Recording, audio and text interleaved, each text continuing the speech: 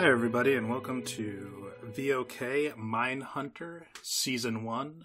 We're going to be taking an in-depth look today at the first season of the Netflix series Mindhunter, starring Jonathan Groff, Holt McCalloway as Holder Ford and Bill Tench, two FBI elite serial crime unit personnel. With me today, I have Bina 007. Hey everyone. Fresh off a win in whatever game he was playing, FT Ward. Hi, Cthulhu Warrior in Hearthstone. I actually drew Cthulhu before I lost. It was quite nice. I'm Thomas on the real life. We have Tadana. Data, didn't win anything today. That's all right. And Hannah. It's Shadow Baby, always winning. All right, guys. So this is Netflix continuing to crush it with their independent series. We previewed Wormwood a couple weeks ago, and now we're doing this Mindhunter. What do you guys think? Let's give ratings in high-heeled shoes. I'm getting 5 high-heeled shoes. Oh, wow. I really loved it. I thought it was better than Wormwood. Wormwood I thought like pacing and was a bit dodgy, whereas this one really was captivating. It was slow to get into. I love the way David Fincher frames a scene. I'm a big Fincher fan. So, like, it's Fincher plus serial killers. It was going to be hard for me not to love this, so I'm all about it. Yeah, I guess I would give it something like a 4.33 or something like that. I very, very much liked it. I thought the first time I watched it, I found the dialogue in the early episodes kind of forced and not natural.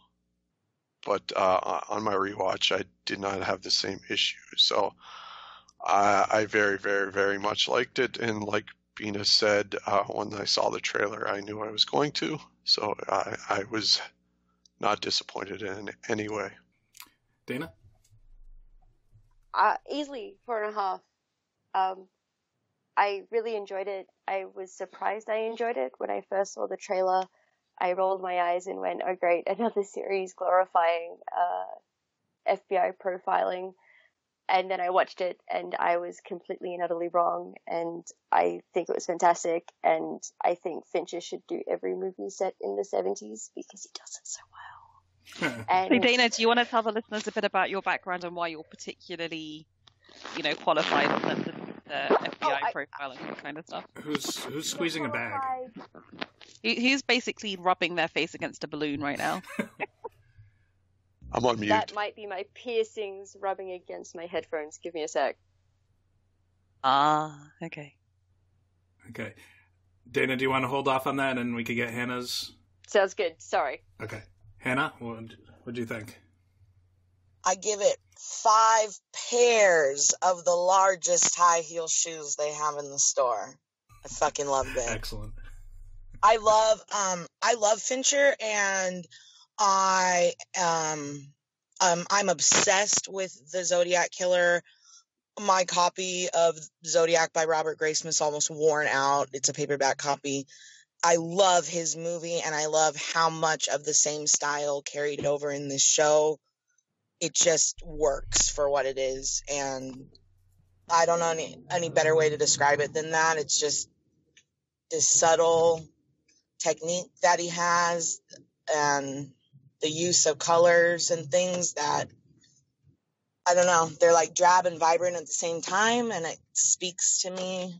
I think it really portrays what it's probably like in the mind of some of these people. It's just the way he shoots stuff, and perfect casting, I think, across the board. I loved it.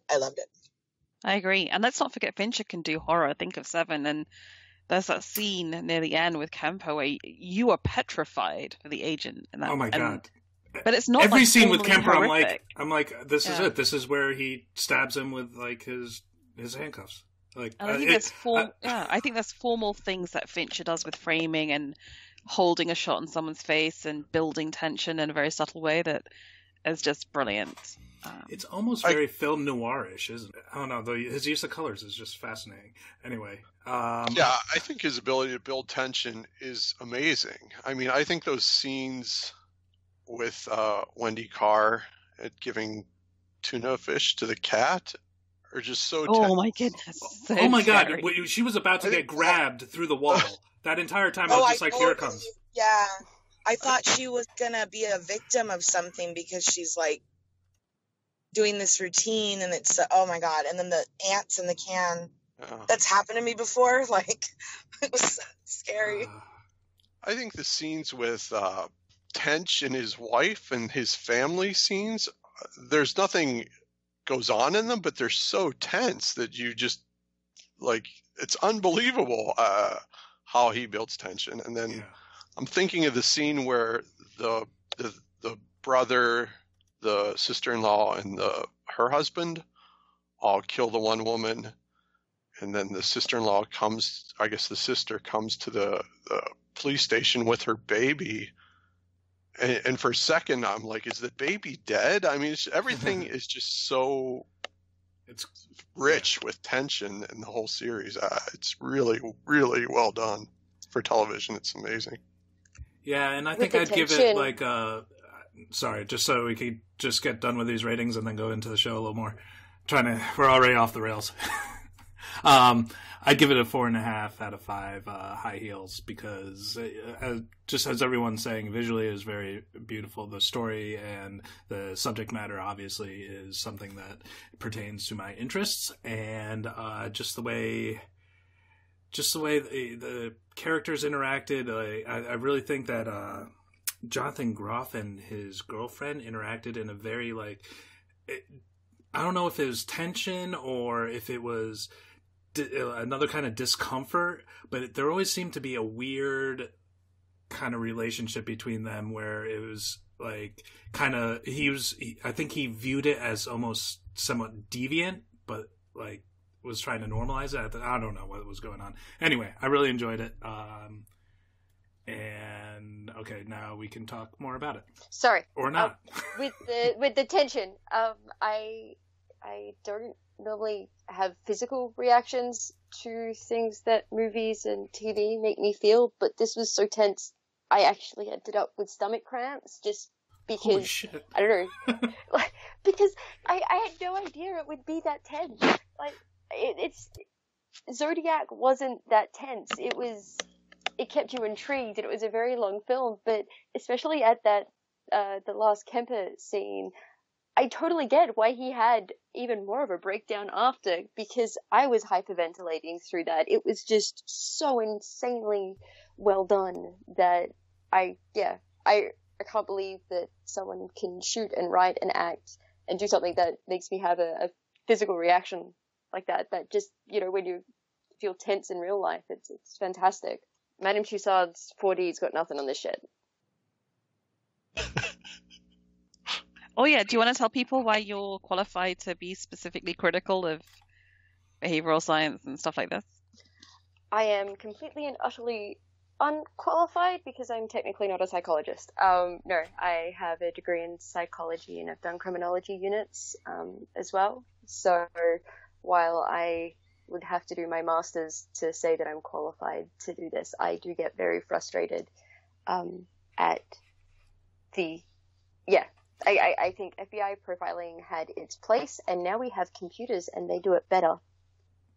So we should stop making people be the computers, because FBI profilers were essentially just taking in large amounts of information and being able to look at it and give you, apply it to a case. And this is the formation of this. You see them taking in all these cases for the first time, like across state lines, which couldn't exist in the 70s, 80s, or even for most of the 90s.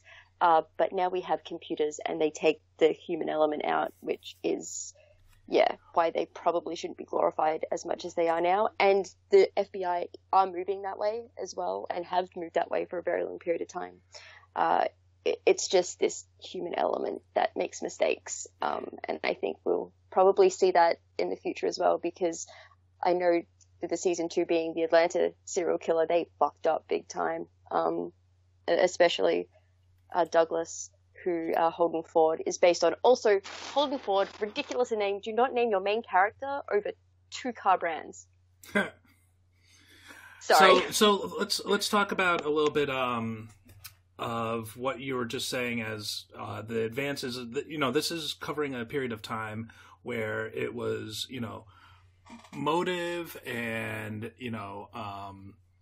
the way to kind of solve these crimes were very set in stone. Like, who had the motive, who had the opportunity, and what was the third one? Someone help me. Means, motive, and opportunity. Means, right? motive, and yeah. So, now they're trying to break that mold, and there was resistance within the FBI that they depicted within the series. And I think that there's going to be, as Dana just talked about, there's going to be resistance to going to a completely computational model.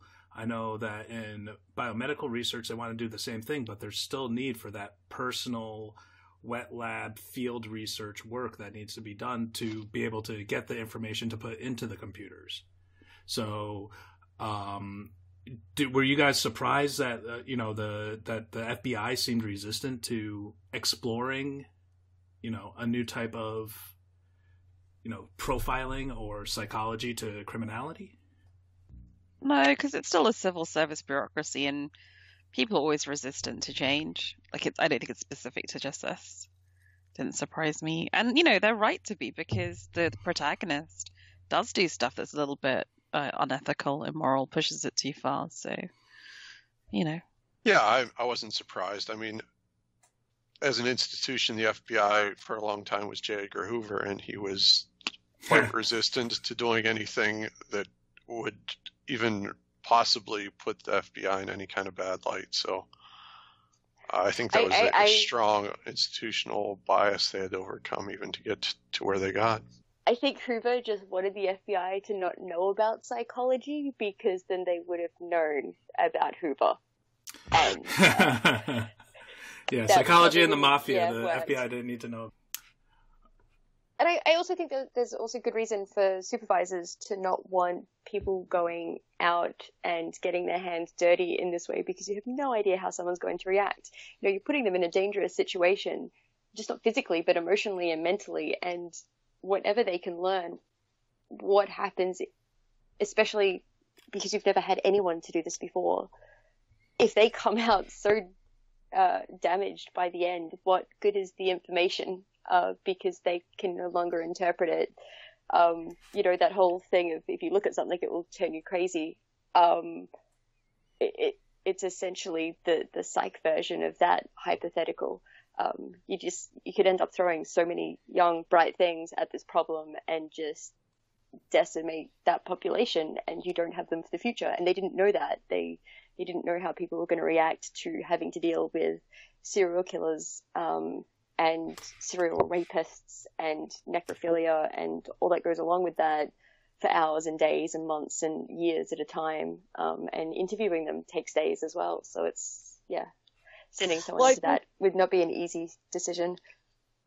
I think they sum up the mentality of the time really well when they go to that Midwest police station, and they're talking about, if Manson walked in here right now, I'd shoot him in the face and not think twice about it.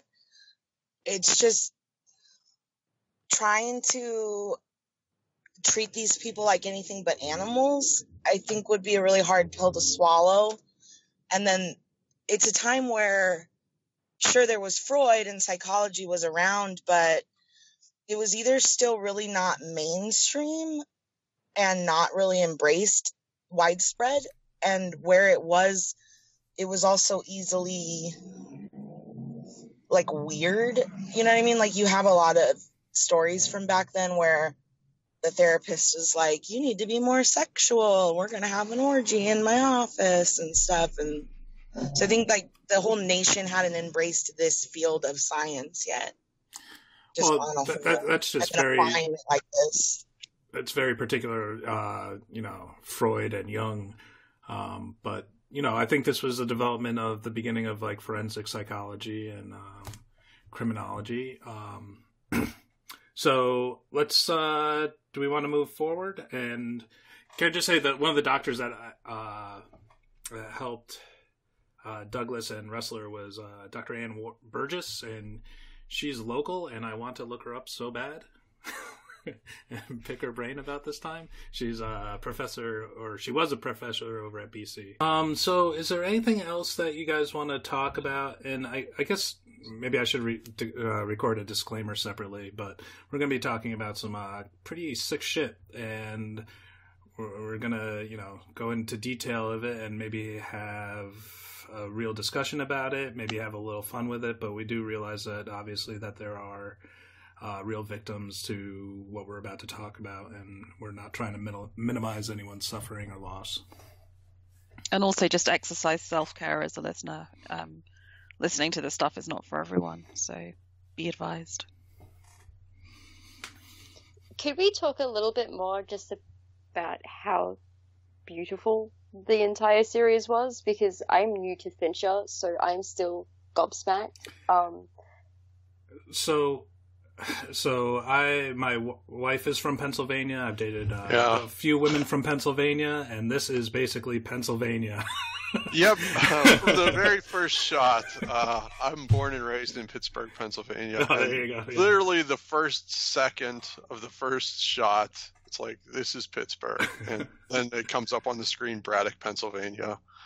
And the whole series, I think, is most, if not entirely, filmed in Western Pennsylvania and around. And it just felt like home to me so much. Yeah. It was just lovely. And Braddock's right outside Pittsburgh, and I think maybe like a day or two after I watched that episode, I was watching this food show, and they're trying to do like a farm to table like pop up in Braddock, Pennsylvania. I was like, where the fuck did I just hear that sound? It's like, oh, very different stories going on here. Two different programs. Yeah, I think what's really interesting about the look of it is they used two cinematographers on the series. And one of them, Christopher Probst, is a guy who's done a lot of music videos, stuff like Taylor Swift, whatever. But I think that does kind of teach you a certain polish and a certain formality with how you want things to look on screen. And then the other cinematographer, who's called Eric Messerschmidt, he has done tons of big kind of action movies like Ant-Man, Fantastic Four, Gone Girl he did. And I think, again, it's kind of like an interesting combination of technical skill they bring to it, because it does feel like a movie. It's filmed in 4K. I've seen it on my boyfriend's projector, so projected really big, and it looks as good as anything David Fincher has done as a feature film. It's just stunning. And extensive CGI, with all the cinematography and all that kind of thing, but to make it look 1970s, he must have the biggest file of just what the 1970s was. That is Western Pennsylvania today. Yeah, we haven't. Once the steel mills crashed, a lot of places haven't really changed since the 70s. Yeah. Well, there are a few shots of how much they had to green screen for certain streets, I think, and buildings, but I guess there would be a lot of sets that they could use. Yeah. Oh, I'm sorry, Pennsylvania. I didn't know. No, I mean, Pittsburgh itself is quite healthy, but there are neighborhoods that were like Braddock, for example. I haven't been there in a long time. But Braddock, it's just sad. I mean, the town just died, basically. Yeah, Pittsburgh is like one of the big hubs of like bioengineering with Carnegie Mellon and University of Pittsburgh there. Yeah.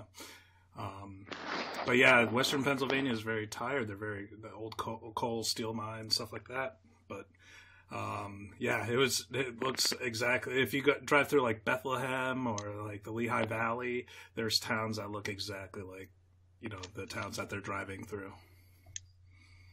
It's interesting to me, like the production designer hasn't worked with Fincher before. I thought maybe he would have worked on Zodiac or something, but he's the same guy who does House of Cards, which is such a different, modern, sleek, luxurious look. It's kind of interesting, one to the other. So does everyone in the BSU have vitamin D deficiency because they're expected to work underground? I thought that was really weird. From the book, I guess it's the Quantico is a Marine base, as well as having the FBI training and stuff on it. And as a military facility, you have to build, I guess, if you build like a 6-story building, you have to build 6 stories underground. So when they're in the basement, they're literally like 5 or 6 stories underground, and they have to like go to the library or something if they want to see sunlight. And that's one thing Douglas talks about quite a bit in the book, is he just had to get out of there a lot of times because it was driving people crazy. So do we want to go into, can you give us more examples about the book where it either stays true, the series stays true to the book, or differs, or anything that really stood out to you, Thomas? Sure. I mean, the Bill Tench character is what's the word I'm looking for? It's not a single character. It's wrestler, certainly, but it's a composition character of a bunch of characters. And the Jonathan, the Holden Ford character, Aller, is clearly based on Douglas, but is also quite different. Douglas is, I think, married with children at this time. So I think they've changed all those so they can explore some things in their characters that if they just said it was John Douglas, I don't think they'd be able to do the kind of make the Ford characters kind of action so questionable and kind of interesting. So it's quite a bit different, the two characters. And then a lot of the cases where it puts them in the room with the I'm thinking like The Rock, where the majorette is murdered. They're really just sorry, I'm having trouble thinking of words, but they're just they're helping out the local authorities. They're not actually in the room during the interviews and stuff like that a lot of times. They're just getting the information from their contacts throughout the country, and then they're advising them on how they would set up an interview, whether they would or would not polygraph someone. So all those are quite different, and I think it's better for the show that they expand their presence and their actual positions in those cases as opposed to just having them advise on that stuff. And I'm trying to think of what other major differences. Again, the characters are quite different, and I think that works better for a drama. Douglas comes off as kind of an ass in the book, I think, but he's a different kind of ass than Holden Ford comes off as. And the book is pretty short. It's made 350 pages, and it's interesting. I would definitely recommend, if you're interested in this kind of stuff, checking it out. And do we know for certain that the second season is the Atlanta child murders? It's been greenlit. I don't know exactly what the overall story arc is going to be. So that should be very interesting to see what cases they go into further, because I think for a lot of the interview stuff with former serial killers, I imagine that's mostly in the past, and that was one of my favorite parts of the first season, certainly. So I'll be interested to see where we go going forward. I think they continue to interview them to this day, actually, as it's just more information and that kind of thing. So I guess they'll always have people to interview, which. And does that happen in other countries, Dana? Does it happen in England and other places? Like, is this just a normal thing people do, or is this like a very FBI specific thing? Do you know? I assume England does it, or Britain does it, because the Moore murders, either they didn't or they did. But they were involved in trying to interview them because they were interesting, because they were a couple murder, and understanding that, because then there was links to the West Australian Bernie's case, and there were another couple murder, serial murder couple. But they do still try to interview them because, it's just more information about how people meet, why they do it, and the more information, I guess, the safer other people are. But I think it might depend on funding and that kind of thing, because it's a bit hard not to get information if you're not attached to a uni or something. I'm not at university anymore, so I really struggled to find journal articles and that kind of thing, because it's just. Yeah, and it's funny because when they got their grant for $385,000, I was like, holy shit. Because in the what was it, early 70s, late 70s, mid 70s? Sorry. Like, typically 1 year of funding for biomedical research as a big project is $250,000 in today's money. Like, $385,000 back then. That's a absurd amount of money to fund basically 3 salaries and travel. Yeah. Who was skimming off the top? Yeah, right. But did they must have had other I mean, we see 3 people. There must have been a team of junior research staff who were arranging notes and typing stuff up. No? I mean, for that amount of money? Right. Yeah, I think the behavioral sciences unit, before they even get there, is larger. There's more people in it. And like I said, the Tench character is kind of a composite of several agents. So did they just inflate it for our no idea of I don't money? think so. So no, because I mean they got about a normal grant from one entity, and another entity wanted to compete with them, so they got an almost similar amount, so that both people would end up having their name in involvement. Stranger things have happened. No, I have a lot of friends in academia. That is the strangest thing that's ever happened. They got money. Yeah. It takes a lot. I was just gonna say about interviewing them, like Ed Kemper and Monty Russell are still alive, and I think it's important to continue monitoring how, like, what their progress is through their life behind bars. Do they ever, like, David Berkowitz is also still alive and claims to be a completely changed man. Well, he's a Christian now, and so does Monty Russell.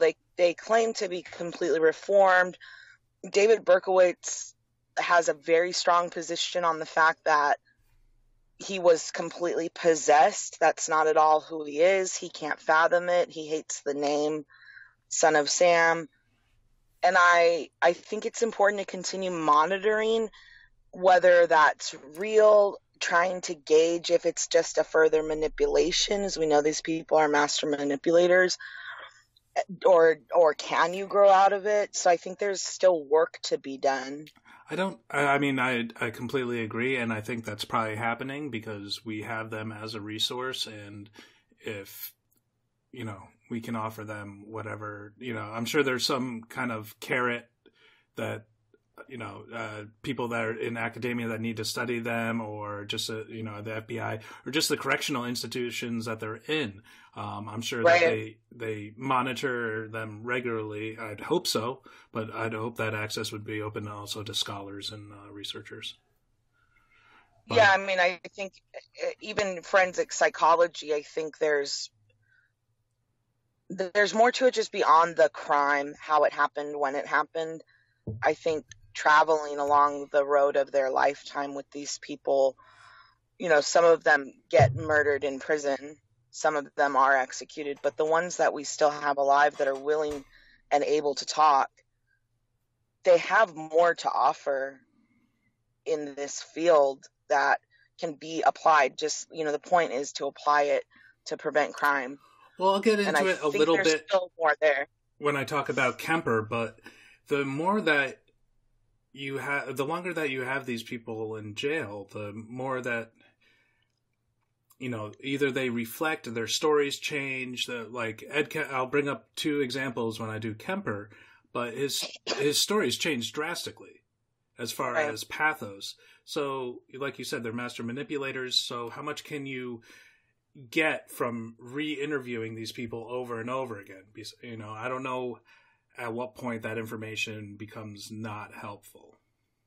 Is it like a human rights and kind of like, how many times, I don't want to cast aspersions on researchers, but the novelty of doing it, like how much are they really going to get that's new? And God, I can't believe I'm speaking for the human rights of serial killers who are in prison, but at what point does it become just exploitation? Let's go talk to the freak. Yeah.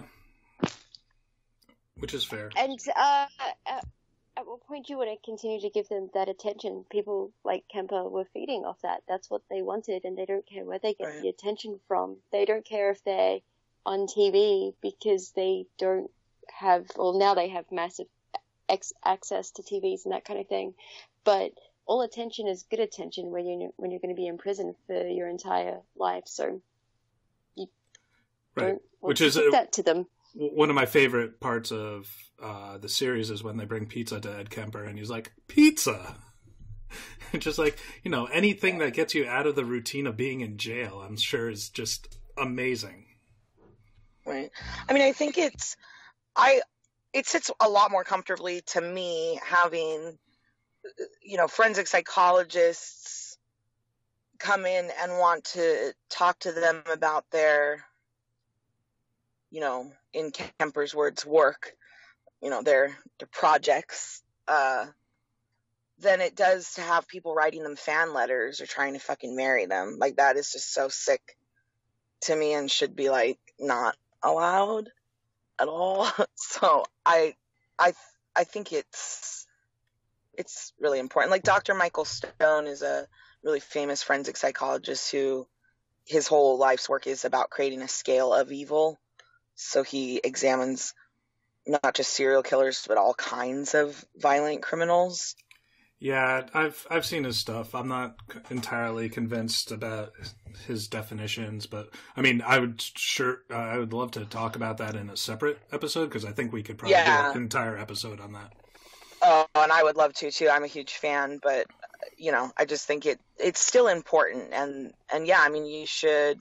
The first step to winning any battle is knowing your enemy, right? So the more you can know from them, even if their story changes, even if they are manipulating you, it's still an observable behavior that you can collect data from.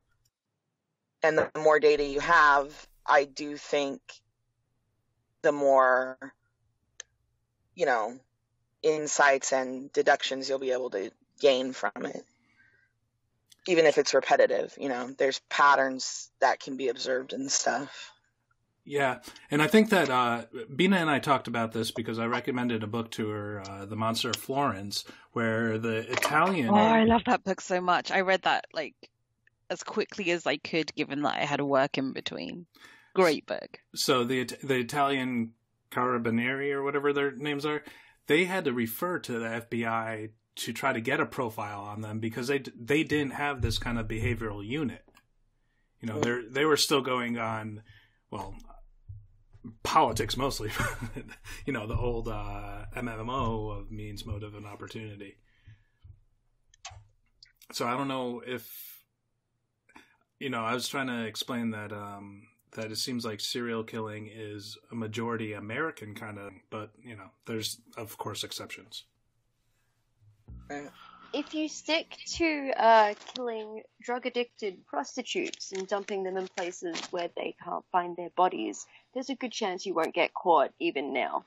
Good to know. Sorry, that sounds really depressing, but especially if you are a vulnerable person of color. If people don't know you're missing, then they're not going to search.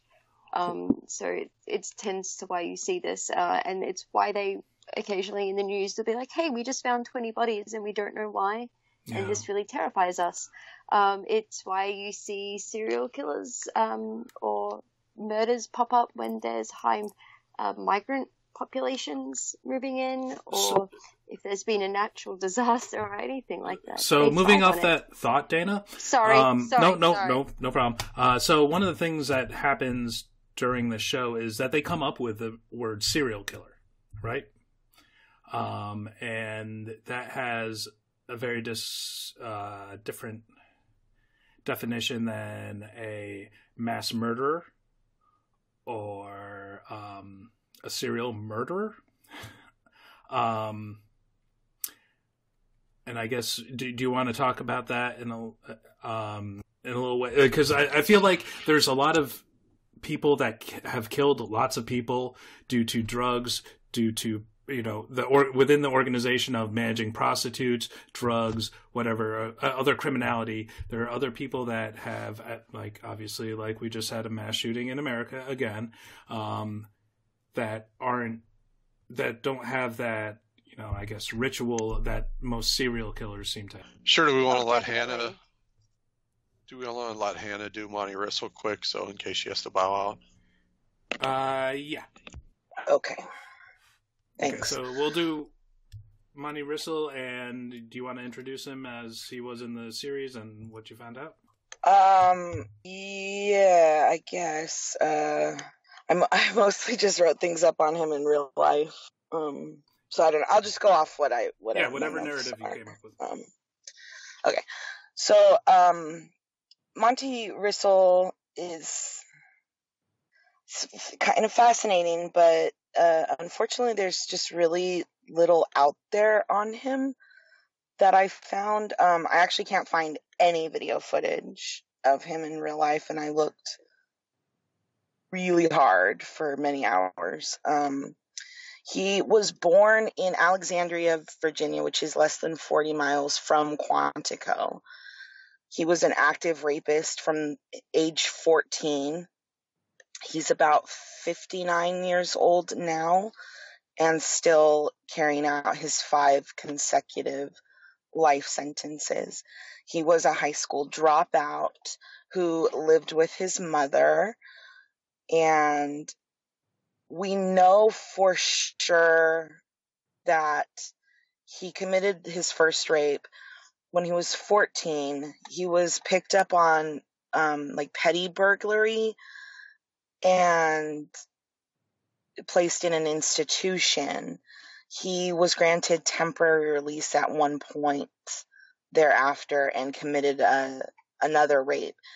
Some of the stuff I found says that he may have committed as many as 12 rapes prior to his first killing, but I couldn't really find any confirmation. There's a lot of different numbers that get thrown around with him, and I can't tell if that's police attributing it to him or him claiming more, and the story kind of keeps changing.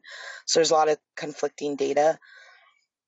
He says that he was angry on the night of August 4th, 1976, because he had had a girlfriend and caught a glimpse of her with her new boyfriend. He was drinking in his automobile and smoking marijuana outside of his apartment complex that he shared with a 26-year-old prostitute by the name of Laura Marina Gaber.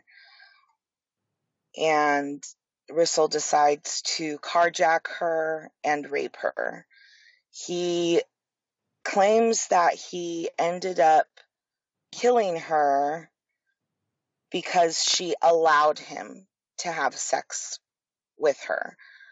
And to me, this is just one of the most tragic ones, because it's got to be some sort of on-the-job instinct she's picked up. And she's, if his story, if his accounting of it is true, it's probably a survivalist technique she had picked up somewhere along the way. And unfortunately, in this particular instance, it didn't help her out. So he claims that he wouldn't have killed her if it hadn't been for that. And we can't say for sure. Maybe, maybe not. There's also mixed information about this particular murder. In the show, he says that he tangled with her and fell down a ravine. I've heard other accounts that he threw her down the ravine. She wasn't dead. He goes down after her, strangles her with her own bra. She's still not dead. Then he picks up a rock, bashes her skull in, and for good measure drowns her in the water at the end of this ravine. But the order of those events and which ones are actually true is also sort of unclear from the research I've managed to do. He goes on to Later in the year, his second victim, McDonald's manager, Ursula Miltenberger, who lives in Holmes Run Apartments. He'll actually pick up more victims from there. I believe his next two victims are from the same hunting ground, basically. This is when he sort of changes his MO. He stabs her rather than bludgeoning or strangulation or drowning, and leaves her body out in the woods to be discovered several days later. Apparently, according to the show, he had another victim either before his next or right after his next that he decided to let live. I can't find anything that confirms this in real life. I read an article, but I think they were going off data from the show, more or less. And again, it's because she said her father was dying of cancer, his brother had cancer, so he just rapes her rather than raping and murdering her. Shows her mercy. The next victim is Gladys Bradley. She's a post office clerk. And again, she is stabbed with a steak knife from his own mother's kitchen.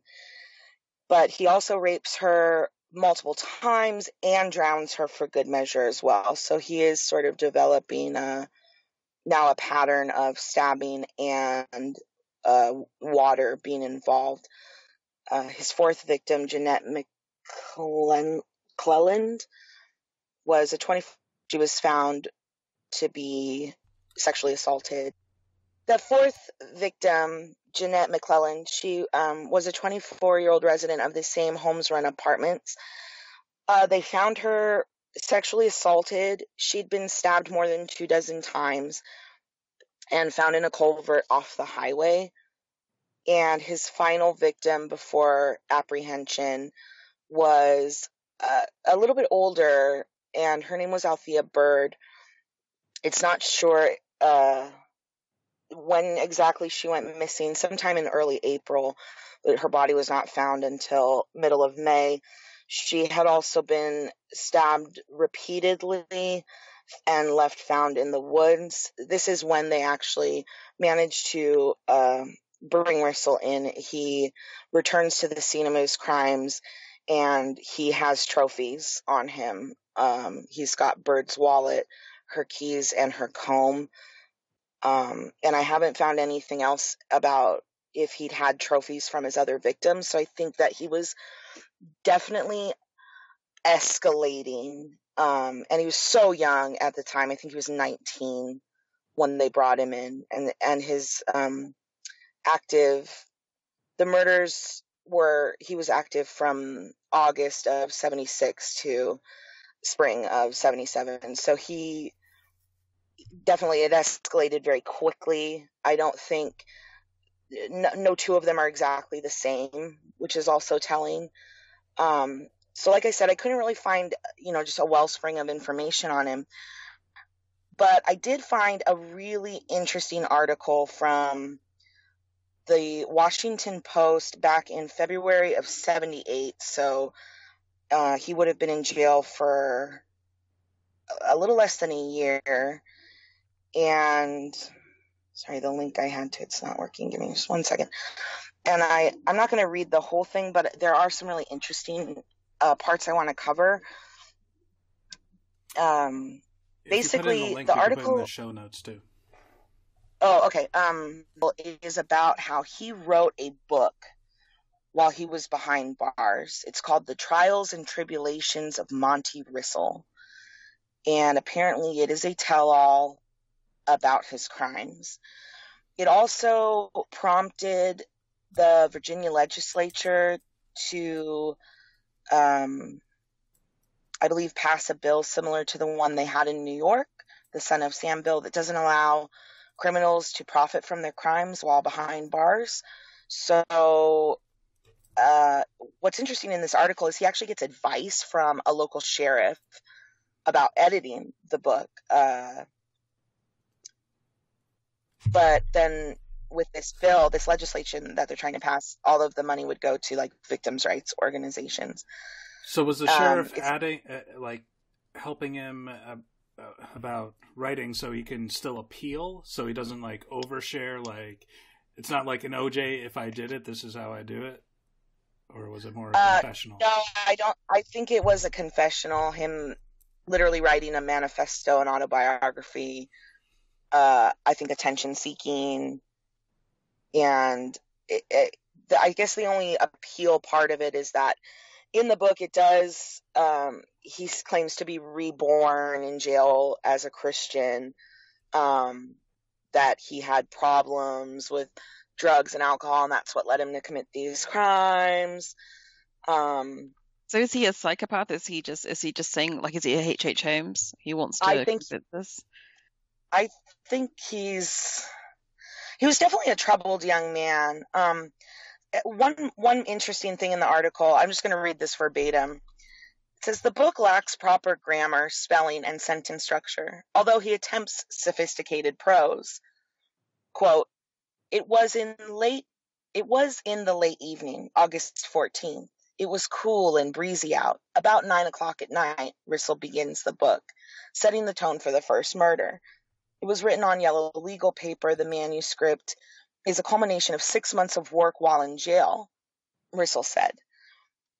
The inmate said he wrote the book from about 4 p.m. until 10 p.m. each night, using the pillow in his cell and a photo album as a desk. He became an avid reader of adventure books to, quote, see how words and phrases and sentences are used to get intensity or depth of it. Jesus Christ. He rewrote 4 chapters 4 times because he wasn't satisfied with them, Rissell said. And after his first draft, he rewrote the whole book on the advice of the Fairfax County Deputy, Alan Fernandez, who told him to try to grip the readers at the beginning of the book. He said, according to the deputy, I told him in writing the book, he should start with details to grab the reader's interest, Fernandez said in a telephone interview. I gave him the example of the book Jaws. Like in Jaws, I told him to find that to find items that would keep you continuing through the book, like when Jaws attacked. Readers, especially in this area, would have interest in the book, and I think a publisher should have no problem, Fernandez said. In the foreword, Rissell said he wrote the book so that he could possibly prevent others from following his path. But, he said, he is also looking at financial rewards. Rissell said his book is published. Part of the earnings will go to victim's family, and the rest will be placed in an account until I get out. Jesus. Quote, so I can start my life right. Rissell would have been eligible for parole 20 years after that. That's amazing. Yeah, and so I actually just decided to come in cold, and I haven't tried to look up the book. I'm not sure if I would feel comfortable purchasing it. I did, and I felt like it was such an OJ if I did it. Who gets the profits from it now? Does it still go to him or his family or something? See, and I don't know. And I do want to kind of look into it more and see what else I can find, because now I'm just kind of fascinated. Absolutely. Yeah. You know, it's like there's so little out there. It makes me wonder kind of why. And now I want to dive into this wormhole with him, but it struck me as such an if I did it thing, and I refused to spend money, but I was curious to take a look. So I found it in a local library and read parts of that. The library bought it. Holy shit. The library had a copy donated to them, they said. Because right. I took the book up to the counter and I asked them, did you purchase this book with my tax dollars? And they said, no, it was donated. They said we are actually, in their city, they were forbidden to purchase it. And there was actually, she said it probably won't be here for very long because people are moving it to ban it from our library. Wow. I mean, I don't think you should ban it. Once they have it, surely it's useful information for people to read. For sure. I don't think that books should silly. be banned. I mean, I don't think books should be banned. You know what I mean? I don't think any books should be banned, but yeah, definitely, no,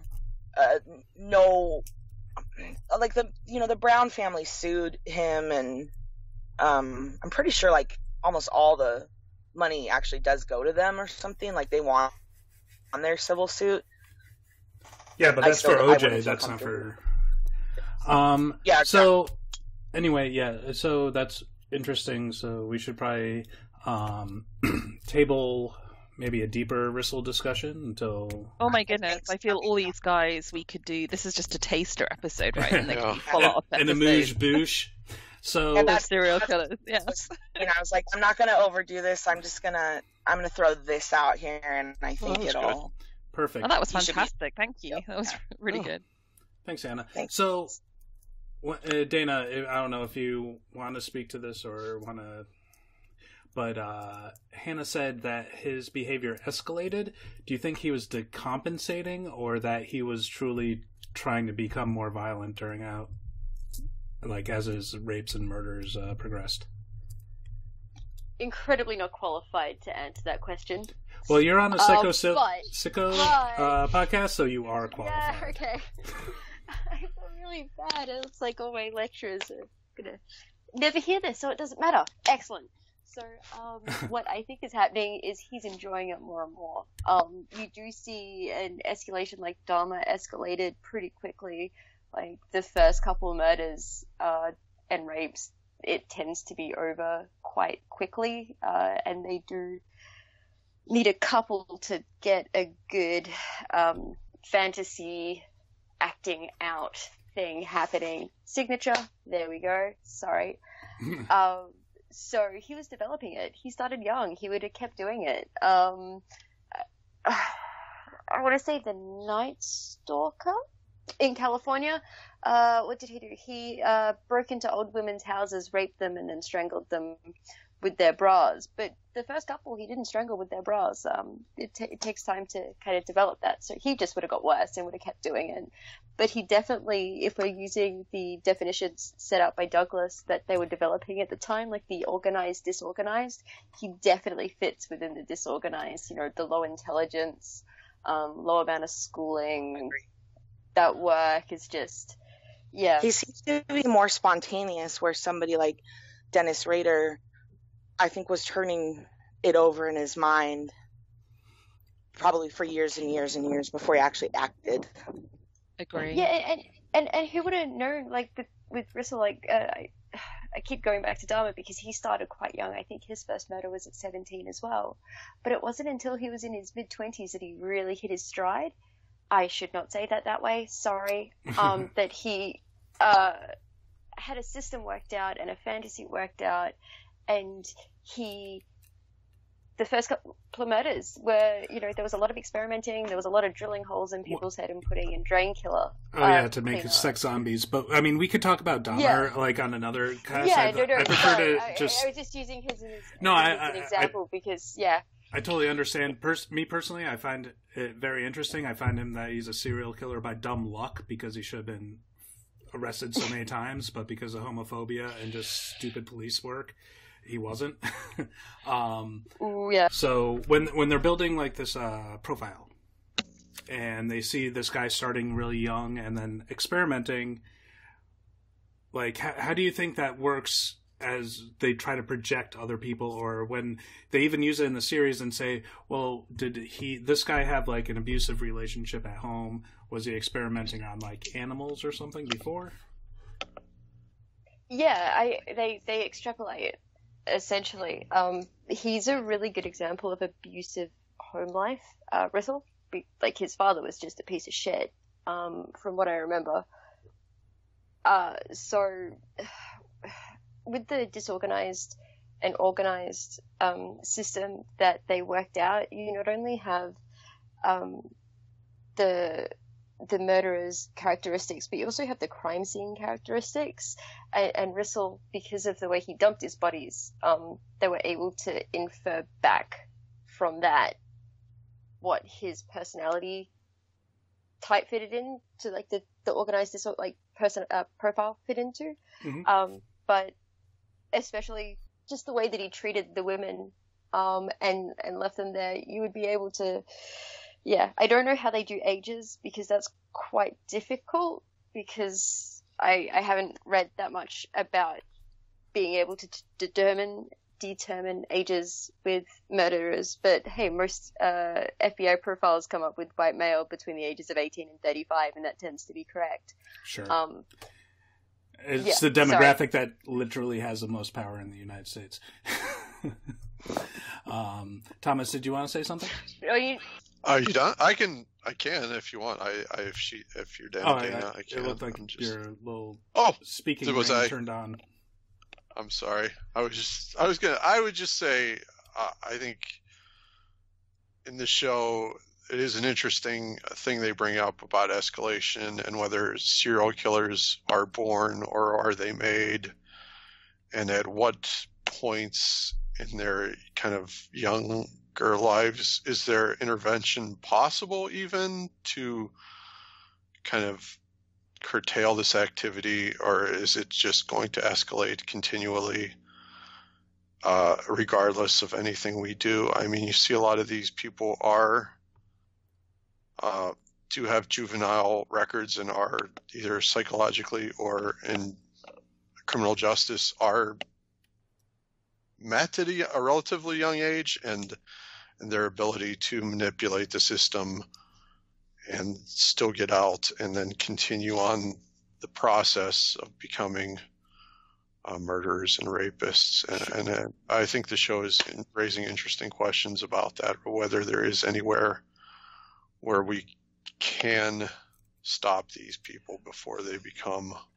Right, and now you're getting into like minority reporty kind of stuff, right? Like, just because they exhibit the behaviors, can we, keep an eye on them? I mean, me personally, I went to high school with a couple kids that were just the weirdos that we knew that they did stuff with, like, they like to go hunting a little too much, and like, they enjoyed the field process, and they're normal people so far as I know. They've always just been that kind of weird person. Like, I don't know, like they enjoyed that process of field dressing a little too much. But yeah, I mean, there is hunting. Yeah. And then there is cruelty to animals. There is arson. There are things I think you can kind of identify if you see more than one of them in someone at a young age. And then what do you do once you do identify a person as a risk? I guess is a question. Do you just medicate the crap out of them, or do you just, what can we do, if anything? Because I think a lot of these people are recognizable as a young age. Again, you don't want to take a person that's just slightly strange and destroy their lives, but at the same time, you don't want to know someone is a risk and then just turn them loose on innocent people. So cue the Clockwork Orange reread and DVD commentary episode. Did you guys do one? Well, how long ago was that? Jesus. No, we haven't. I'm saying we probably should, because that exactly speaks to this point, that if you know someone is criminal, should you sort of torture them into not being criminal?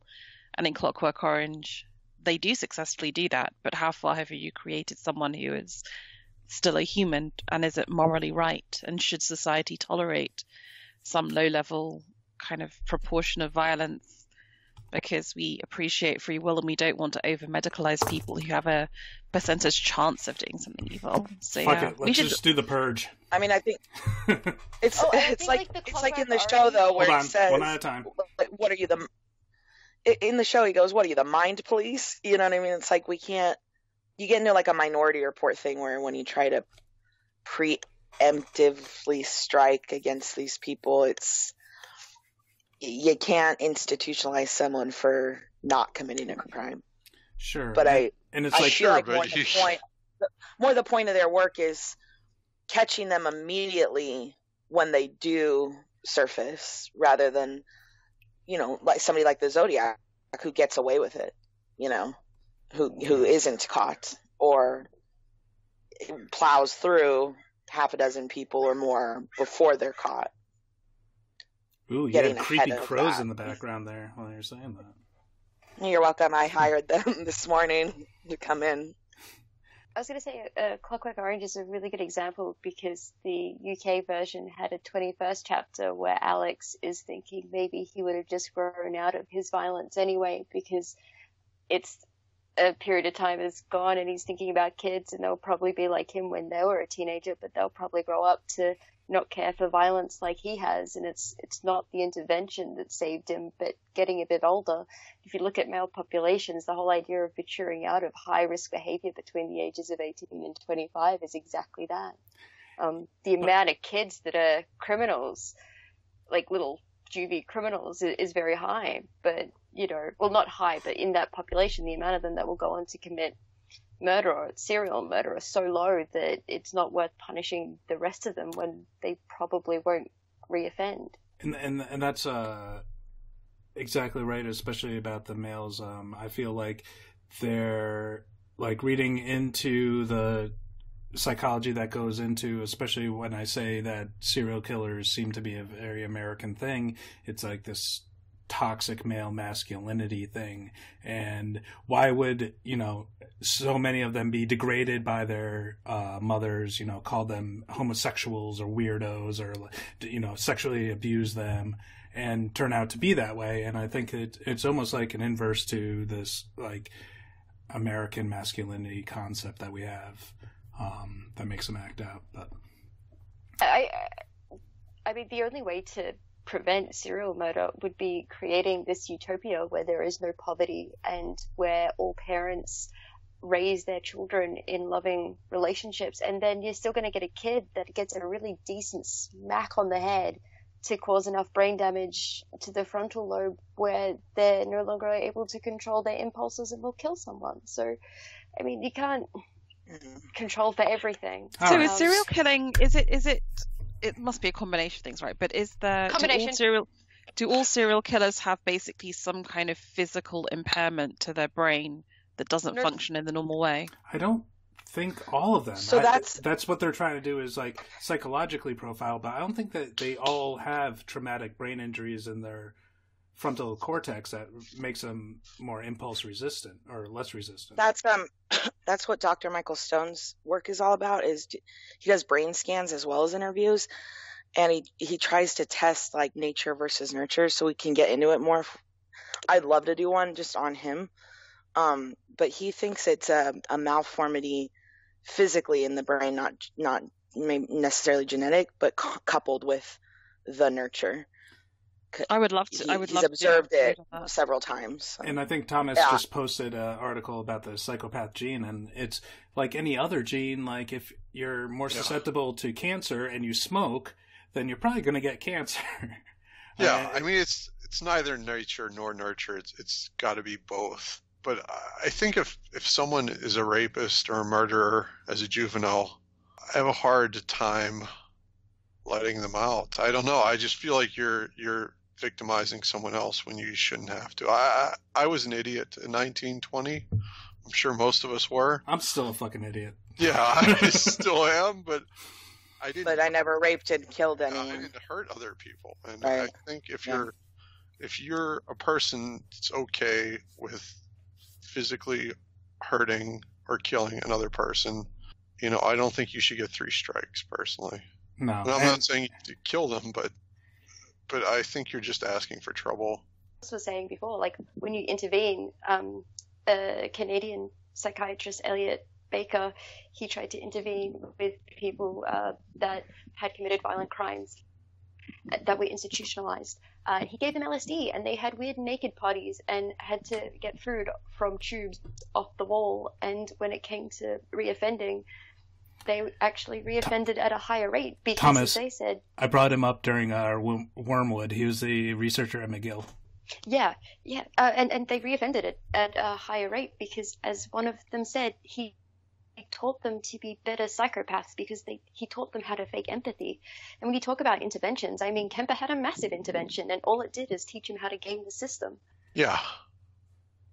The only thing I'd like to say about Speck is, because there's not that much on him, and I didn't have time to read a book, partly because I started reading Monsters of Florence because of Matt, is how far do you think he belongs in this set of people? Because he wasn't a serial killer. He just committed this one specific heinous act. And how far do you think when he got to that door, he knew he was going to rape and kill those women? Because up until that point, he was just basically a quite sort of, petty crime, sexually abusive. But I don't think there was much to prepare you for what he was about to do. And it just seems almost like this bizarre crime of opportunity. So I was just kind of interested, actually, from Dana, and also how you categorize him. And did those categories still get used, like organized versus disorganized, and all the stuff we're seeing here being set up, is that still existing? Definitely, like spree killers do. It's not the only way. They now look at it as 4, and I am outside having a cigarette, so my notes aren't in front of me. So you have... oh my god, I'm so jealous of you. What was I saying? Oh, so you still have like serial and spree killers, and I do think Spec does come underneath the spree killing, because I don't think he knew what he was going to do when he opened that door. But Spec is really interesting, not only because of the crime that he committed, but what he did once he was in prison. And I was a weird child who went through the crime library at the age of 14 and read everything, and my parents were quite worried. Not weird in this group. They realized I was reading all the psych profiles and not really enjoying all the murder stories. And Spec, I remember seeing on, maybe it was the FBI files, and they showed an interview that he did in prison where he'd had female hormones smuggled in, and he had the breasts. Yeah, he grew breasts. And wore little lacy underwear. And during that interview with a journalist, he performed fellatio on another prisoner. I watched a video interview where he did it topless to have his breasts exposed. He had gynecomastia, and he chose to do it topless. Like, it was the same interview that he performed fellatio, but the fellatio part was never on. Oh, okay. I didn't see that. Maybe you misinterpreted talking to the mic. Oh fuck. Sorry, I'm fine. Like, what a bizarre. You have visionary killers who are told to do it by God, and then you have hedonistic killers that they mention very quickly. They call them lust killers. So that's a lot of people who kill their significant others and people who remind them of them, and they kill during sex. You have... But is that like is that serial killer, or is that those one-off ones where it's like the Craigslist, like, no, I want to be killed and eaten because that is sexually gratifying to me, whatever, like you see them, like, their first murders tend to be someone who is attached to them, maybe an ex-girlfriend or someone that reminds them of an ex-girlfriend. It's where you have, like, really clear profiles sometimes. But yeah, hedonistic killers. You have mission-oriented type, and I forget his name. He was in New York, and he really wanted to shoot all black people, and he ended up dying of breast cancer at like 32 because he had the BRCA gene right after he was caught. Yeah. Oh, your masculinity and you got breast cancer. Anyway. And then you have power and control orientated, and those are those people that like to capture and torture.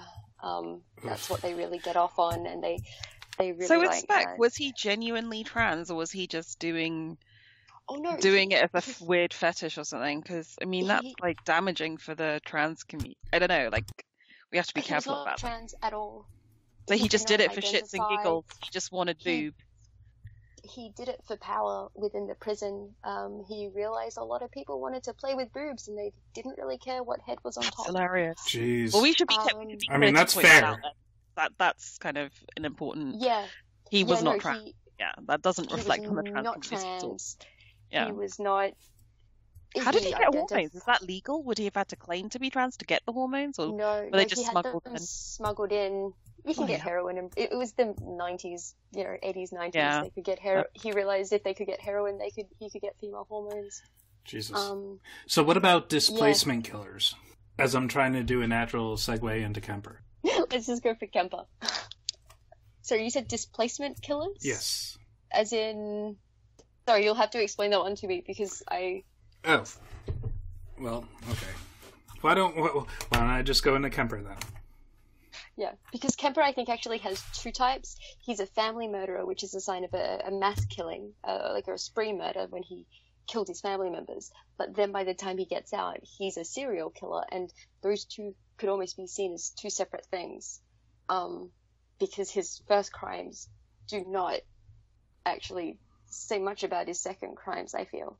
But his relationship with his mother does. I think the first crime does. So Ed Kemper. He was born December 18th, 48, 13-pound baby. His killings, as Dana just brought up, was between 60... Matt, just quickly, I can kind of understand why his mother hated him if he was 13 pounds. Right.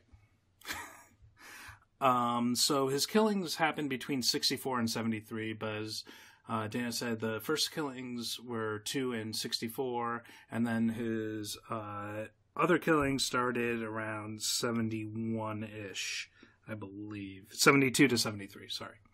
So he was born, and his childhood was pretty screwed up based on his own interviews. He was meant to sleep in the basement because his mother, whatever she was as an abusive alcoholic, was also concerned that he would hurt his sisters. So he wanted to keep them separate. As a kid, they used to play fun games like gas chamber and electric chair, where they'd strap Ed down and he'd shake uncontrollably like he was being electrocuted, or grasp his throat uncontrollably and shake like he was getting choked out in a gas chamber. You guys played those, right? We played lava on the floor, but other than that. My next door neighbor hooked up a metal chair to the electrics box and tried to convince his sister to sit on it. Holy shit. Yeah. He didn't actually understand what would happen, and his parents caught him beforehand. Yeah. Smart kid. Really liked electrics. Went into something to do with computing. Yeah, Jerry of course. Brudos.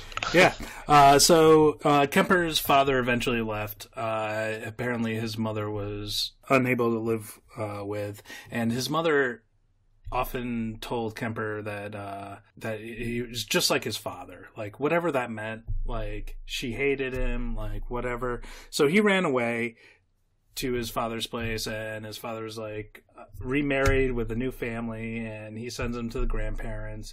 So he lives there until he's about 16 years old, and his grandmother apparently is pretty abusive as well, and his grandfather is not. His grandfather actually buys him a 22 gauge rifle to hunt with, which he eventually shoots grandma with just to see, quote, just to see how it feels. Then his grandfather would return home, and Kemper, in apparently some empathy, thought that his grandfather would be mad about the whole killing of his wife, and so he killed him as well. For that, he was sent down to Atascadero State Hospital.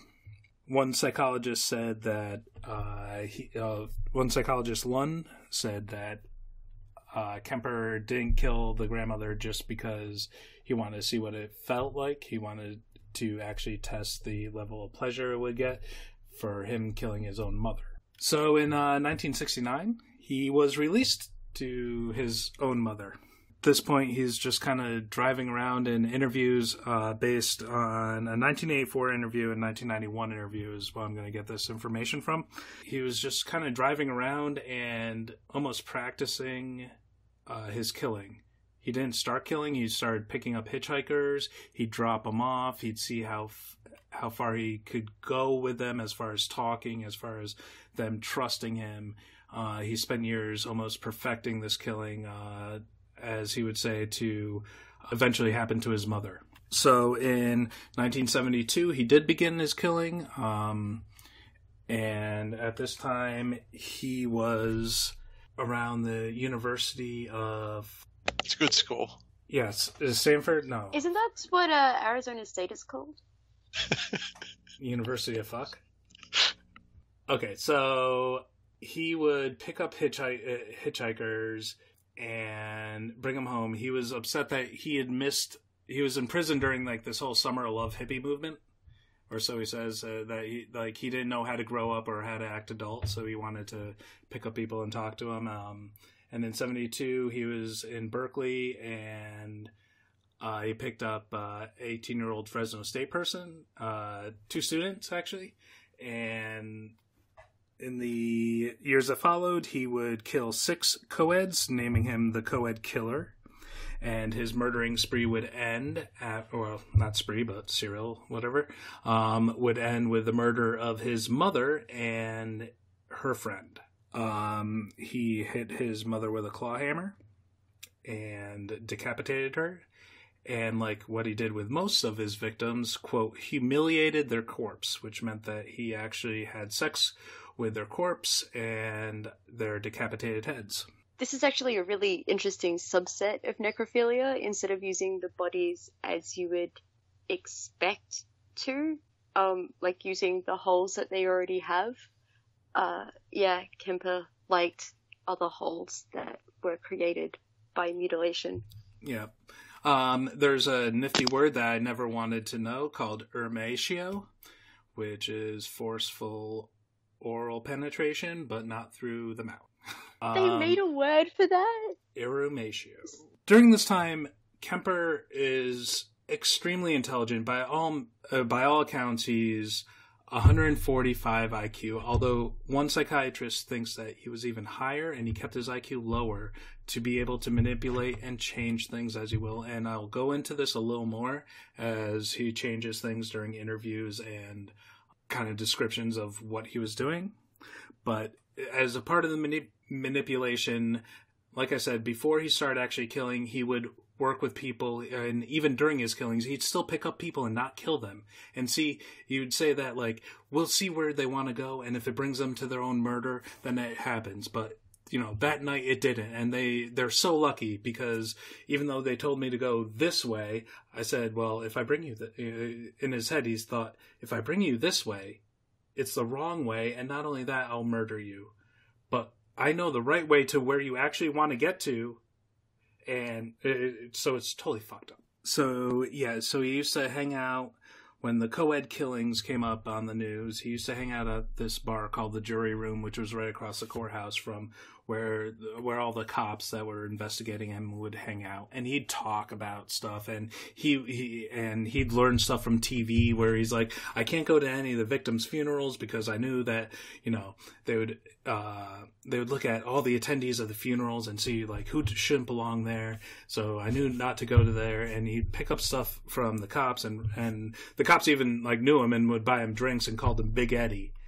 And even after he killed his mother and decapitated her, he made a phone call and said, I'm the co-ed killer that you're looking for, like, and they dismissed him. He was like, oh, that's just Big Eddie playing a joke. So then he had to call multiple times telling very specific information that would be known only to the killer to the cops. And eventually he was arrested. He was found guilty and charged with 8 murders. That'd be 6 co-eds, his mother and his mother's friend, because his record was expunged from the 2 previous murders of his grandparents. In the show, he comes across as completely intelligent, charming, very introspective. The 2 interviews that I saw of him, he's not charming, but he's very introspective. He's like, I know this is not right, and he knew that there's this rage in him all the time. And as far as displacement killing, he was practicing on the co-eds and everyone else to kill his mother, and that's why he called the cops afterwards to say that he had finally killed his mother. I'm done killing. You know, take me in. But still, like, in interviews, he'd be asked, like, what would you do if you saw a pretty girl? And he was like, well, you know, I think, like, you know, what would it be like if we dated? Or what it would be like if her head was on a spike? So I don't know if he would be truly done killing after his mother, but he did turn himself in. And that brings us to Mindhunter, where they interview him. And in the interviews that I saw, not in the show, was that he liked to play chess and liked to play people. Like, obviously he was playing the cops at the Jury Room. I think he was playing the interviewees. One that was in 1984. He said, "Why did you decapitate the women?" And his answer was, "Well, when I was a kid, we had chickens, and my father had to watch, made me watch him decapitate two, and then my mother made me eat their heads." And then in another interview in 1991, he describes himself at a magician show, and there's a fake guillotine, and a 16-year-old girl, volunteers to go in and get her head chopped off or whatever.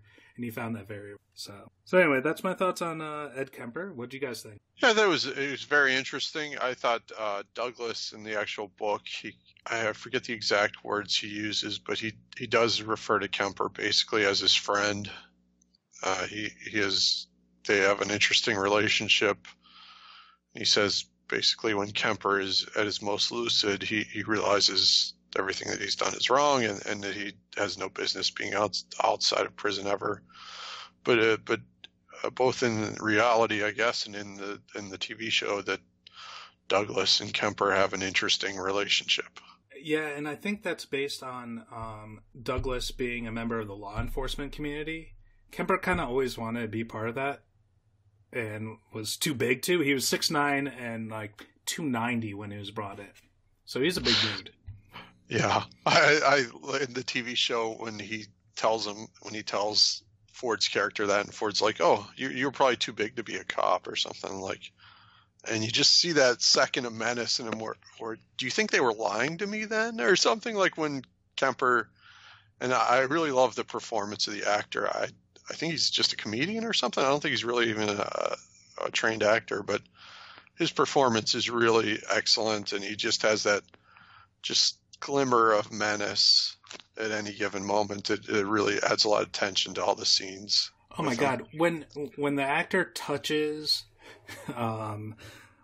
what's his name? Jonathan Groff's chin, and is describing like how he would saw off someone's head, I'm like, this guy's getting his head ripped off. Like, this is like the action that finally, and it's just like, as we talked about in the beginning of the podcast, it's just that tension where it's just like, everything seems like cordial and fine, and I'm just waiting for him to fucking like rip the guy's head off. Because he's just huge, towering over. Yeah. And I think that seems fantastic. You can kind of get what he probably would have been like if you were one of the co-eds that hitchhiked with him that ended up murdered.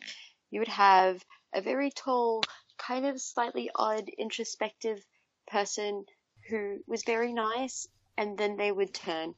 Well, that's what he was saying. He was developing that thing. It's just he repeated like his practice of like, if he was going to pick up a hitchhiker, he would already figure out where they wanted to go. He'd be like looking at his watch, like, oh shit, you know what? I gotta be home in like 15 minutes, but where are you going?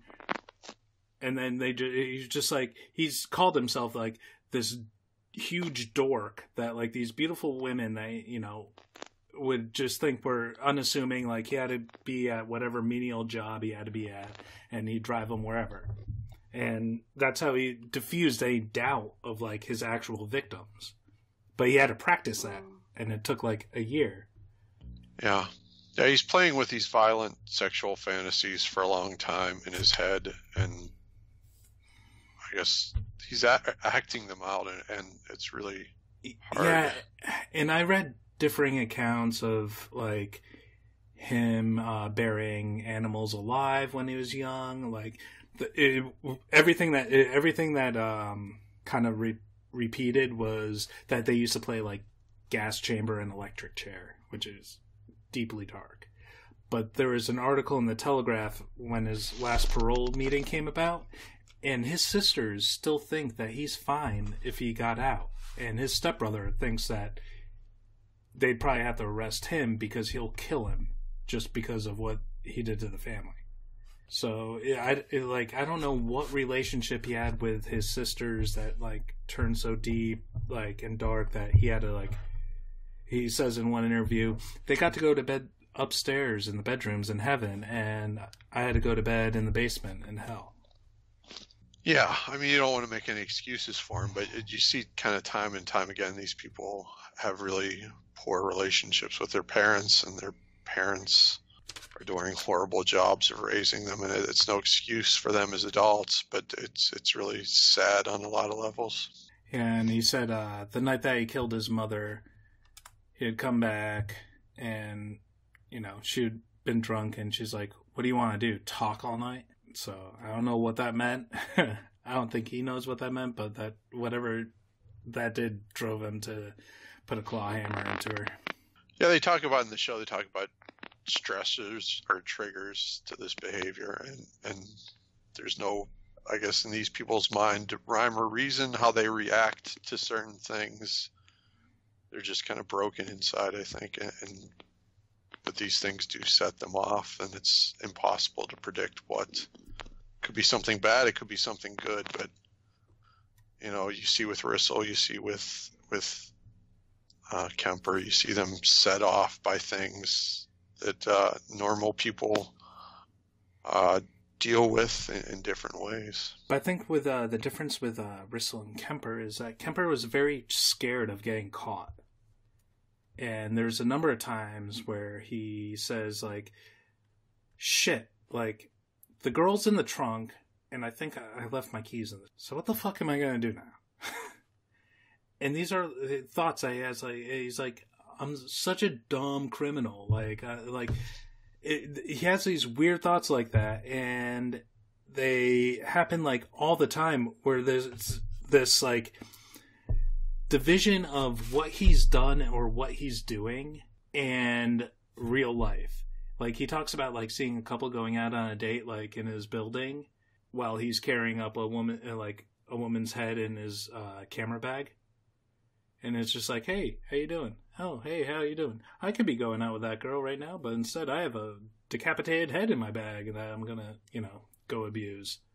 It's very sick, and for my sick brain, it's very fascinating.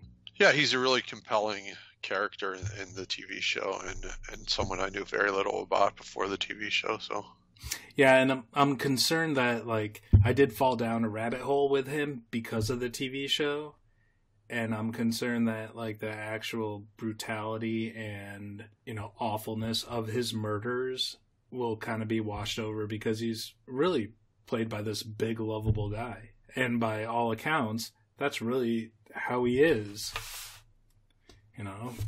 except to his victims.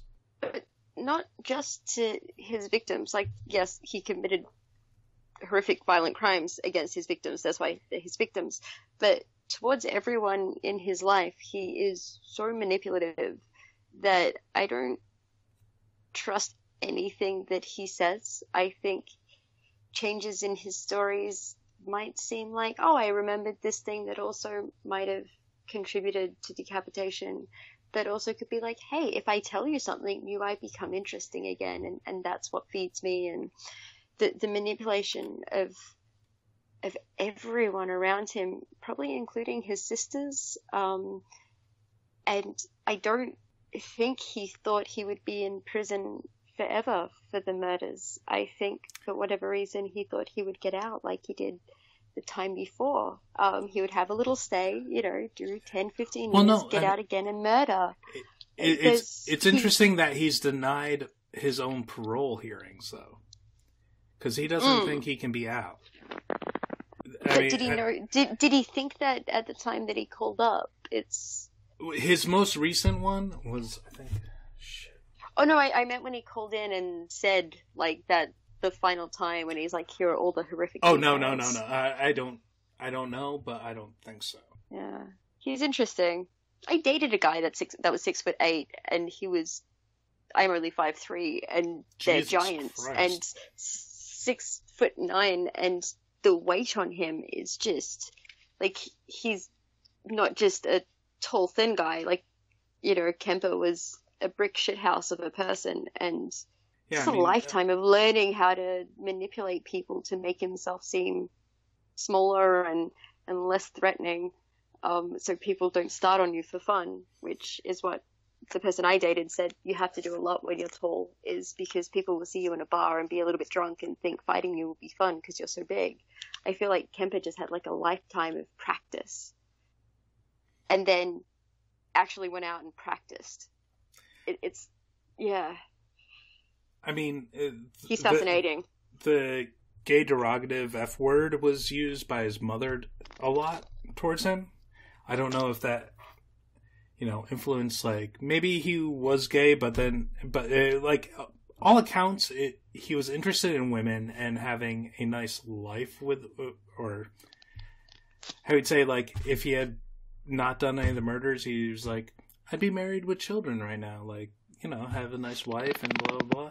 But I wonder if, like, there was, like, some kind of, like homosexual tendency that he was showing that his parents didn't approve of, or I don't know, and that's why I'm so interested in when he's like, his mother left, or his father left his mother because his mother was unlivable, like she was a heinous person, and she always said that he was just like his father. What was his father doing? By all accounts, he was really well educated. He was actually part of like nuclear tests, and he got remarried and had more kids. Like, yeah, was there absolutely nothing wrong with his father, and his mother just had deep issues towards men for whatever reason. I don't know, but it's very interesting. Yeah. Oh, before we wrap up, can we talk about a little bit of how good the series was at just dropping Dennis Radner? So, Radner... It's confusing to me, but yeah. So, Radner, if you're listening to this podcast, you probably know who Dennis Radner is. If you're not, then I don't know why I'm explaining this to you. But he was a BTK killer. And they drop hints about him all through the first season. And he was the inspiration for Harris's Red Dragon, even though he was caught well beyond when that book was released.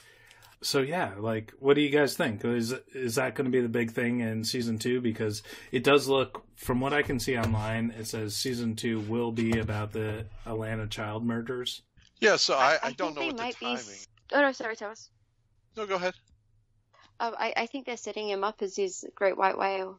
I mean, which is fair, because he did, while they're developing all these things, he was, a Cub Scout leader, a leader in his church, like a good family man. Nothing that would, give the, a secluded 18 to 35-year-old white man. He was very active in his community. Yeah, I mean, he's going to be free for a long time, so it doesn't seem like it's going to, if the series just kind of naturally progresses to the early 80s in season 2, that the Raider, the ADT serviceman from Kansas, as he's kind of credited in the show, is going to be really an issue that I'm aware of anyway, for Douglas and behavioral sciences for quite some time. So I don't know if they're just going to keep giving him little vignettes, or if it's going to morph into a large part of the show anytime soon. I mean, I think you'll have to, right? Maybe that's a big gamble to be to assume that you'll get a season 2 or 3, right? Or maybe it's because he's a good example of everything that they're not talking about. Season 1 definitely focused on killers that came from broken homes and were broken people quite obviously, where, BTK hid in plain sight for so long, even to the point where he could stop murdering, and maybe setting him up as almost like the antithesis, like this is the person they can't predict. Yeah, it's kind of what they're not looking for, it's kind of what they're not set up to deal with, I guess, in a lot of ways. So it'll be interesting. I guess, do we want to talk about Anna Torv just a little bit before we wrap up part 1, if that's okay? Just a huge fan. Love the way she looks in the series. I think Hannah said something like, I wish I wrote down exactly what she said, but it's kind of like drab and bright at the same time, and it's just kind of the Wendy Carr character, I think, in a nutshell. Just kind of a muted performance, but really powerful. I really liked her. That scene where she's like by herself and just pouring herself a glass of wine after work and doing all that. At no point do you feel sorry, because normally they frame single, intelligent women who are not married or anything like that as this, oh, look at the poor thing. She gave up her life for her job. And you don't get that at all. It's like, no, she goes home, pours a glass of wine. This cat is a curiosity to her, and she is fantastic.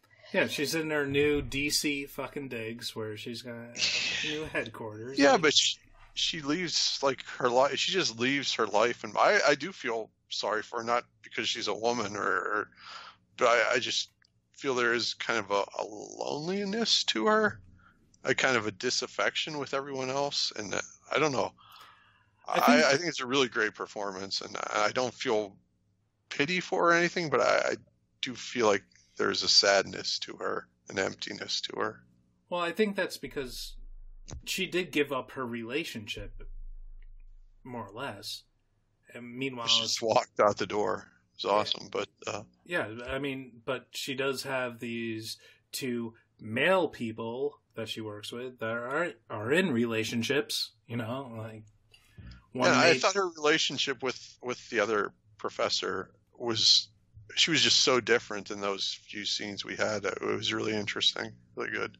I love at no point does she come across as like she needs to look after like Holden Ford as the younger one. She's very much the, toughen up, get the job done. Can you please stick to the questions? We're trying to do research here.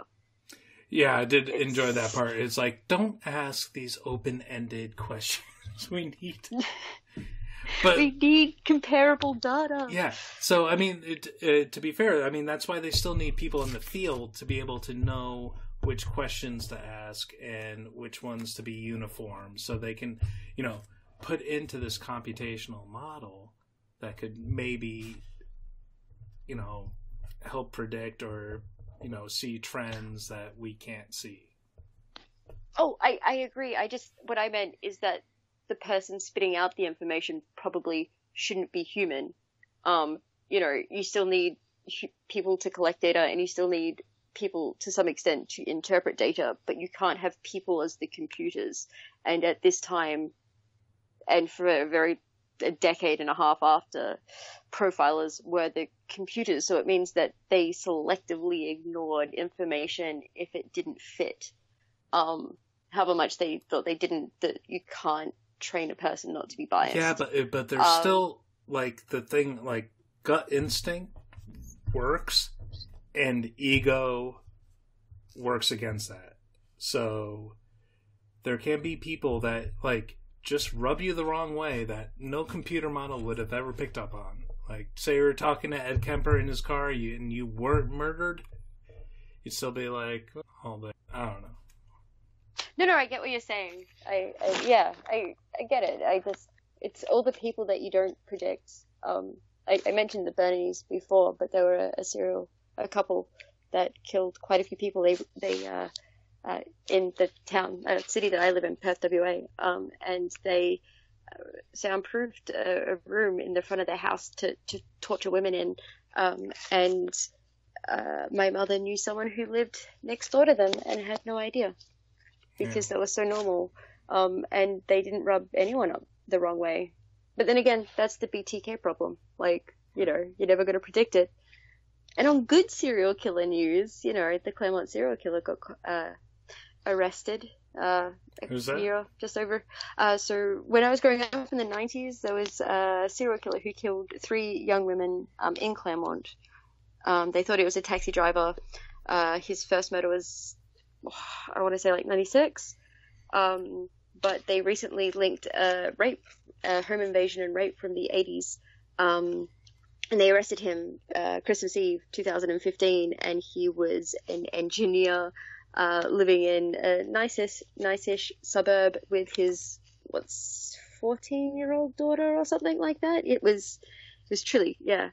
But they got profilers in and all that kind of thing, and everyone that they thought it was, it definitely wasn't, and they never suspected him, and it was DNA that got him in the end. It's fascinating. He will one day may come to trial, but he's only being charged with 2 of the murders because they don't have the body for the 3rd woman, Sarah. Huh. Sorry, reasons that I got into psych was because of this guy, and I keep looking at it like every week. Anyway. Sure. I mean, I think at this time, forensics, certainly DNA didn't exist, but even forensics was just being worked out. So I think profiling should still be a tool, but it shouldn't be the only tool. And a lot of profiling that they're showing in there is using forensics, types of knots and that kind of thing. You just don't use a certain type of knot. The way that I would tie someone up is very different from the way that someone has used it as sailing would tie someone up, I guess. Yeah, that's one of the things with Jerry Brudos is kind of one of the things that does him in is one of the knots that he uses. Or someone who's really into macrame. Macrame? I forget how you say it. It was the 70s. Everyone was into it. That's right. You wouldn't be able to exclude anyone if everyone was doing it. Sorry. It was a bit ridiculous. And did everyone come out of this just kind of like wanting Holt McCallamy to be their Jiminy Cricket forever? I don't understand the question, I guess. Is he... like your conscience, like your like Jiminy Cricket, just when you need him, just a tiny little like Holt McCallamy. Just be like, what should I do, Holt? Yeah, I like that his character kind of defies your expectations a little bit of what you would expect from like the middle-aged military kind of white. He's not what you fully expect him to be, but at the same time, like in his relationship with his wife and stuff, I'm really looking forward to season 2 and hope. I really like these characters a lot, and I find them very interesting. So that's a very tough relationship. I just didn't predict like his family stuff at all. You just didn't see it, and I guess that's what makes it such a good reveal. But heartbreaking. Oh my God, when his wife finds the photos and he has to explain, like, well, his kid finds them and shows them to the babysitter. Oh, right.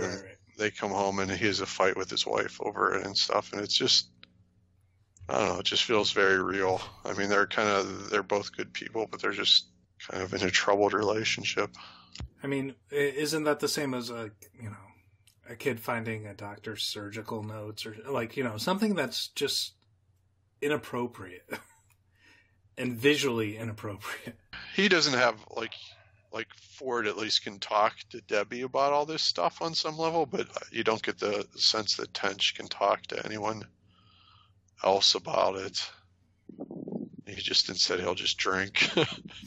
Yeah, I think he's like that, like you said, like that old school kind of person that, leaves work at work and comes home and is maybe a distant father figure, but doesn't regale you with the news of the day, whoever got carved up. Yeah, you kind of get the feeling he doesn't want to poison the relationship with his wife with things that he has to do every day. Like, it's almost sacred to him, and home is his clean, healthy place. So even though he has an office and looks at stuff, that he doesn't poison his relationship with his wife with, this is what I had to deal with today, honey. How was your day? But is it very healthy? Because, I mean, they're dealing with stuff with their son. Yeah. Oh, I don't see it as healthy. Did I say healthy? I just meant... Well, for him, that's the way he looks at it. Exactly, yeah. Yeah, there's even the scene where... I shouldn't have said clean and dirty because it makes it sound like it's wrong. Even the scene where they wreck the car and they're in the bar afterwards and he can't even call his wife and tell her what happened because he's just going to lose his shit, and he doesn't kind of ever want to... I feel like in front of his wife he never kind of wants to lose that facade that he's in control of all this. And it's just... Like you said, all the relationships are really not what you expect, I think, and very interesting. So, I mean, he is very controlling and paternal, right? Yeah, I kind of got out of that scene. Like, he didn't want to call his wife because he probably would cry. Like, yeah, I think so too. He never wants to lose that facade. I think that he's kind of masculine in control, but it really But I think it's really gets to him. It's also because his son's so vulnerable. Like he knows that like he has to provide because his wife can't work with a son that like that, right? Yeah, I don't know. Oh, yeah. Really go into whether she had a career before or not, or what the situation was. Oh, it was pre-second wave feminism. She didn't have a career. Please. Sorry. It's so hard, like, knowing how people with developmental disorders were treated in the 70s. You know, if they asked for help, there's a good chance that their child could be institutionalized. Yeah, and I think it's a degree where it's just not applicable now. I think that probably people that had, like, ADHD, mild autism, stuff like that were just really considered like just weirdo kids in class, and then people that with deep developmental disorders were probably like headed out of public school. But I don't know like what the range in between was. It depends. If you had a mildly a child with mild autism, which is what happens to a lot of females because they're socialized slightly different. They think that could be why there's less females diagnosed with mild autism than males, but it's one theory. I'm not entirely sure. I do think it is definitely something that occurs more in male children. So thank you everyone for joining us for Mindhunter Season 1. We'll be back to talk about Mindhunter Season 2 when that comes around. Maybe do a preview and go into more depth of the people that were interviewed during Season 1. Or whatever we decide that sounds good. Thanks, everyone. Thank you. And for Bina and Hannah, thank you. Go.